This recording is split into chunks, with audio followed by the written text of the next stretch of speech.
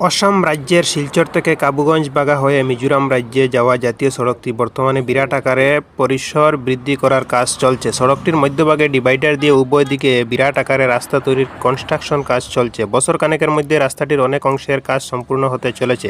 বিভিন্ন স্থানে বর্তমান জাতীয় সড়কের সংযোগ বিচ্ছিন্ন হয়ে যাচ্ছে। জনগণের কৃষিজমি, দোকানপাট, বাজার, বসত বাড়ি ধ্বংস করে বিরাট আকারে রাস্তা তৈরির কাজ ইদানিং চলতেছে।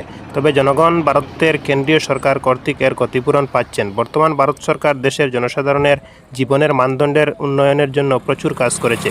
জাতীয় সড়কটি বিরাট আকারে তৈরি হলে বর্তমান যানবাহন চলাচলের যানজট অনেকটা কমে আসবে বলে আশা করেছেন বিভিন্ন মহল। অসম রাজ্যের শিলচর থেকে কাবুগঞ্জ বাগা হয়ে মিজোরাম রাজ্যে যাওয়া জাতীয় সড়কটি বর্তমানে বিরাট আকারে পরিসর বৃদ্ধি করার কাজ চলছে। সড়কটির মধ্যভাগে ডিভাইডার দিয়ে উভয় দিকে বিরাট আকারে রাস্তা তৈরির কনস্ট্রাকশন কাজ চলছে। বছর খানেকের মধ্যে রাস্তাটির অনেক অংশের কাজ সম্পূর্ণ হতে চলেছে।